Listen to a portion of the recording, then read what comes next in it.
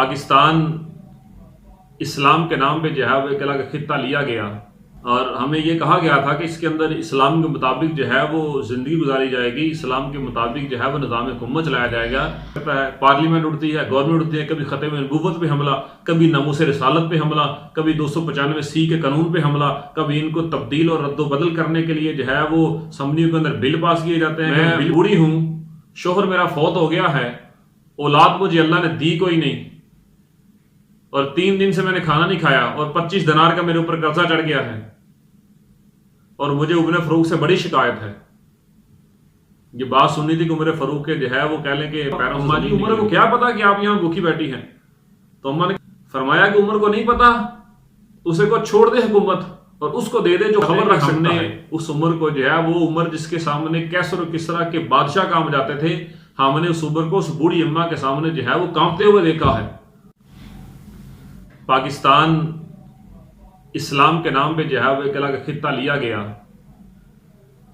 اور ہمیں یہ کہا گیا تھا کہ اس کے اندر اسلام کے مطابق جو ہے وہ زندگی گزاری جائے گی، اسلام کے مطابق جو ہے وہ نظام حکومت چلایا جائے گا، اسلام کے مطابق جو ہے وہ لوگ جو ہے وہ زندگی گزاریں گے۔ لیکن ہمیں تو کہیں نظر نہیں آتا اسلام کے رولز، کہاں ہے وہ اسلامی نظام حکومت، کہاں ہے نظام مصطفیٰ کا نفاذ؟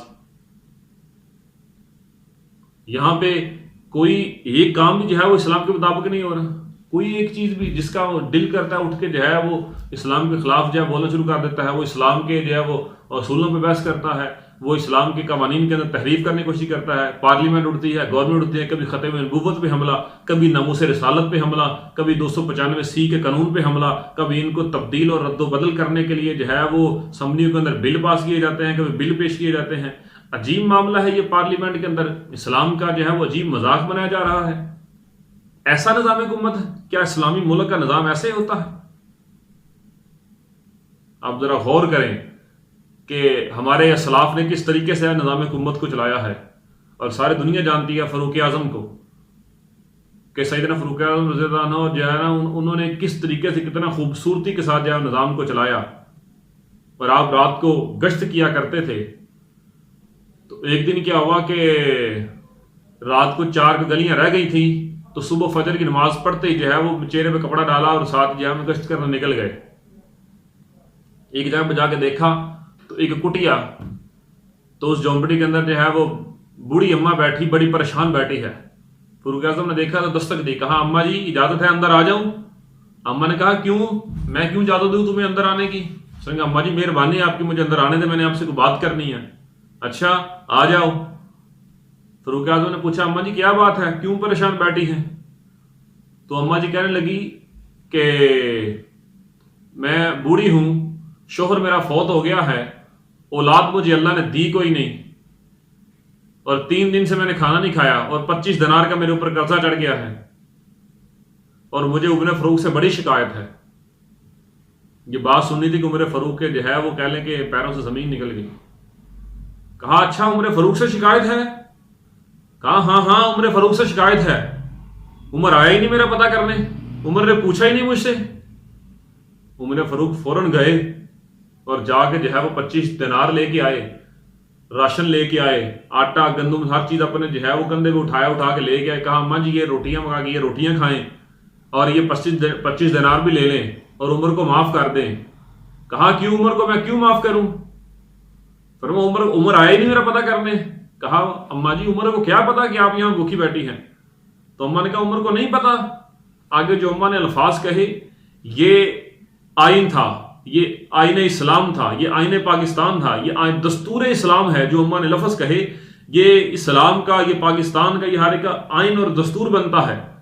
فرمایا کہ عمر کو نہیں پتا، اسے کو چھوڑ دے حکومت اور اس کو دے دے جو خبر رکھ سکتا ہے۔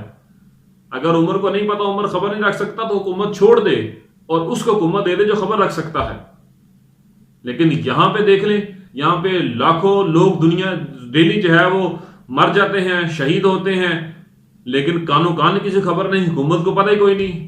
لوگ بھوکے مر رہے ہیں، لوگ جو ہے وہ بے روزگاری سے مر رہے ہیں، لوگ مہنگائی سے مر رہے ہیں، لیکن خبر ہی کوئی نہیں۔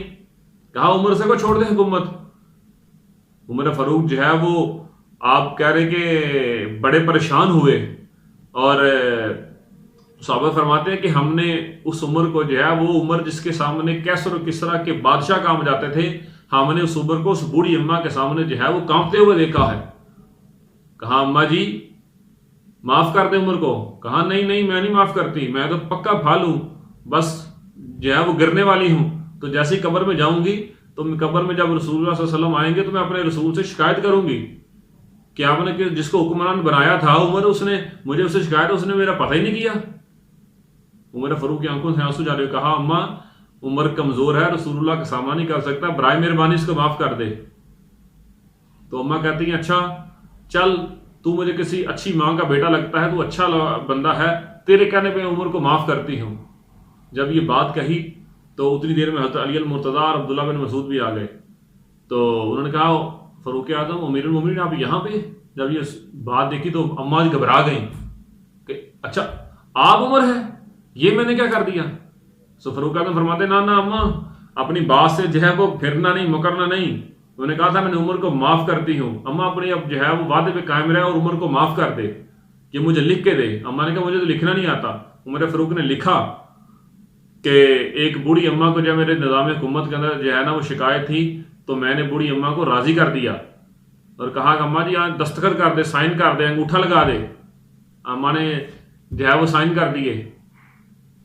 کہا کہ علی المرتضیٰ آپ بھی گواہ بن جائیں، عبداللہ بن مسعود آپ بھی گواہ بن جائیں، اور انہوں نے سائن کروانے کے بعد فرمایا کہ یہ میں آپ کو وصیت کرتا ہوں کہ جب میں جو ہے وہ فوت ہو جاؤں تو یہ میری قبر کے اندر جو ہے وہ رکھ دینا، کل کو جب سرکار کی بارگاہ اور اللہ کی بارگاہ میں حاضری ہوگی تو جب پوچھا جائے گا تو میں کہوں گا کہ اور تو امال ہے نہیں ہے، لیکن ایک بوڑھی اماں ناراض تھی، میں اس کو راضی کر کے آیا تھا، شاید یہی میرے لیے ذریعہ نجات بن جائے۔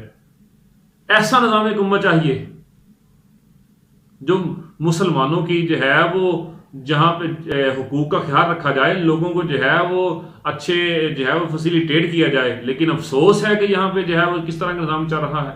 اللہ تعالی ہمیں جو ہے وہ اسلام کے مطابق زندگی گزارنے اور پاکستان کے نظام مصطفیٰ کا نفاذ عطا فرمائے، اور پاکستان کے حکمرانوں کو جو ہے وہ اللہ تعالیٰ اسلام کے مطابق جو ہے فیصلے کرنے کی توفیق عطا فرمائے۔ وعلینا الا البلاغ۔